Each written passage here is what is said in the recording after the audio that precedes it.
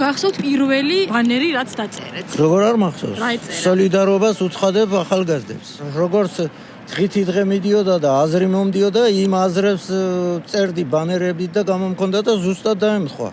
ზუსტად ყველაფერი. მაშინ მეწერა რომელიღაც ბანერში გზის დგომასაც აგვიგრძალებენ, თითებსაც მოგვაჭრიან და ენასაც ამოგვაგლიჯებენ. აი ესეთი ბანერი მეწერა და ზუსტად ტროტუარზე დგომის გულის და ბიჭები და გოგოები ციხეში სვამენ. ერთი ორი ადამიანი შემეკითხა რომ კი მაგრამ ამას ვინ გიწერსო? აი შვილიშვილებს ვიფიცავ არავინ. მე შემიძლია ამ საღამოს 12 საათზე გავიღვიძო და ეს მუღამი მომივიდეს, ავდგე და დავწერო ბანერი და მე ხვალ გავაფორმო და ესე ჩემი აზრებია დაწერილი.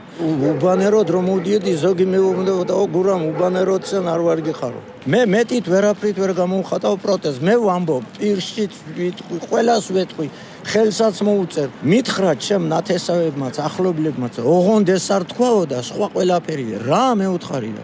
რა და გამოუშვით ვინც ციხეში და მე ჩავჯდები სიცოცხლის ბოლომდე. აი თქვენს გიდასტურებ. გამოუშვან ის უდანაშაულოები. ვერსად ვერ ვიპოვე ამათი ადამიანობა, ვერსად ვერ ვიპოვე. ამიტომ არ დაიყალეთ? არა. სიცოცხლის ბოლომდე აი ახალ წელს მე ჭიქას არ აუწევ სახში. ჭიქას არ მოვკიდებ ხელს. აქ ვიდგები, ერთი კაცი რო აქ არ დამაყენებენ?